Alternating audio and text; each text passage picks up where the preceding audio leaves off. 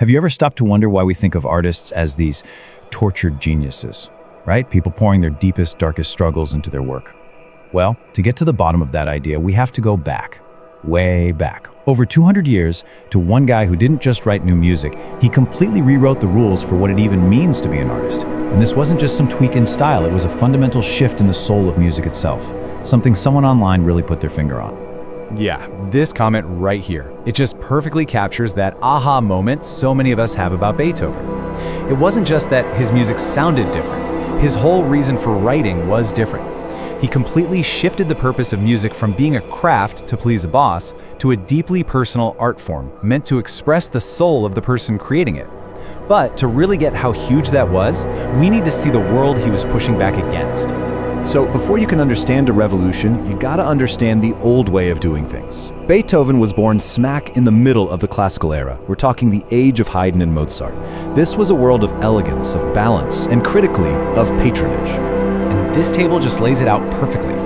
Back in the day, a composer was basically a highly skilled servant, a craftsman. Your job? To write music for your employer, a prince, an archbishop, whoever was paying the bills. The goal was to serve the patron, to create music that was elegant and followed the rules. And Beethoven, he basically flipped this entire table over. He saw himself as an independent artist. His primary goal was self-expression, which led to music that was emotional, personal, and often pretty chaotic.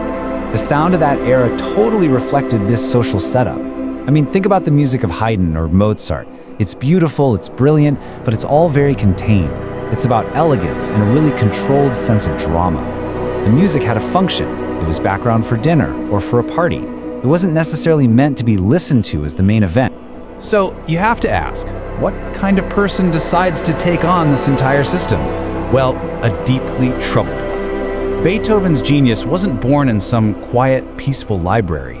It was forged in a fire of lifelong adversity. I mean, his life was just a catalog of hardship. His father was abusive and an alcoholic, trying to beat him into being the next Mozart, waking him up in the middle of the night to perform for his drunk friends. By the time he was just 16, he was the head of the household taking care of his younger brothers, and then came the cruelest possible twist of fate. He started going deaf. The one thing a musician needs most, just slipping away, pushing him into total isolation and a deep, dark depression. This stuff wasn't just happening in the background. It was the raw material for his art. And this quote just nails the psychological result. Trapped by his trauma, trapped by his deafness, Beethoven built an entire world inside his own head. But for him, that inner world wasn't just an escape hatch, it was his workshop. It became the source of a completely new kind of music, one that didn't reflect the polite, orderly world outside, but the stormy, chaotic world he was living inside. And let me tell you, that inner turmoil did not stay quiet. It absolutely exploded into his compositions, creating a revolution in sound that didn't just break conventions, it broke the actual instruments he was playing. Okay, let's just start with the sheer scale of it. A typical symphony from Haydn, who was the master of the form, was maybe 20-25 minutes long. Then along comes Beethoven's Third Symphony, the Eroica. Right from those first two shocking, stabbing chords, it screams that something new is happening. And get this, the first movement alone is longer than many entire symphonies that came before it. He wasn't just making it longer to make it longer, he was demanding more space, more time to explore emotions that were way deeper and more complex. This music had a raw physical power nobody had ever heard before. You know that image of Beethoven as this wild-haired madman just hammering away at the piano? Well, it's not that far from the truth. His forceful, emotional style literally broke the strings and hammers of the pianos they had back then. Instrument makers had to start building stronger pianos just to handle his music. How perfect is that? His art was literally reshaping the physical world around it. So the key takeaway here is that he changed the very structure of music. He expanded the forms, just like we saw with the Eroica. He also elevated the finale.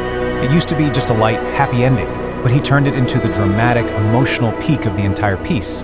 I mean, think about the journey in his Fifth Symphony. It's not just an ending, it's a victory that's been fought for, a massive explosion of triumph out of darkness. And on top of all that, he demanded a whole new level of skill from musicians, pushing the limits of what anyone thought was even possible to play. But Beethoven's revolution wasn't just about the notes he wrote, it was social. He completely changed the whole game of being a composer. He took the artist from being a humble servant and turned them into a cultural superstar.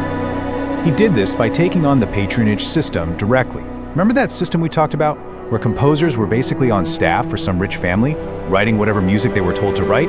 They were respected, sure, but they were not equals, not by a long shot. Beethoven just shattered that model. Now, he did accept support from wealthy patrons, but he absolutely refused to be their employee.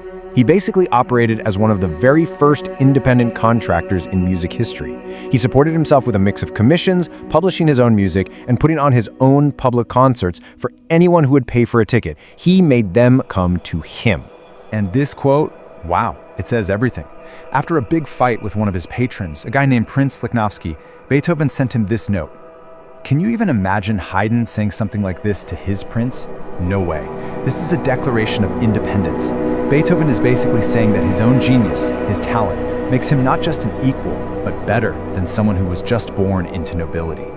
He thought of himself as an aristocrat of the mind, and this was a completely revolutionary idea. It meant that your worth and your status came from your individual genius, from your soul, not from your bloodline or some inherited title. He was creating a whole new kind of aristocracy, one based purely on talent. This new vision of the artist as a hero, well, it didn't stop with Beethoven. In fact, it created this massive echo that has fundamentally shaped how all of us think about art and artists, even today. I mean, just think about his legacy. First, he helped create the whole idea of a musical canon, that great works of art should be studied and performed forever, not just for one night. He also cemented that shift of music from a functional craft to a deeply personal art.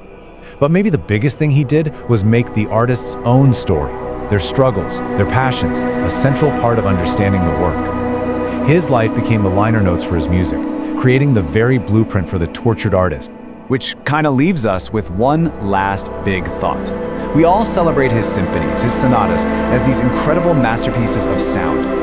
But what if his most influential, his most enduring composition wasn't a piece of music at all, but the very idea of the tortured artist? A myth so powerful that it's still defining how we think about creativity 2 centuries later.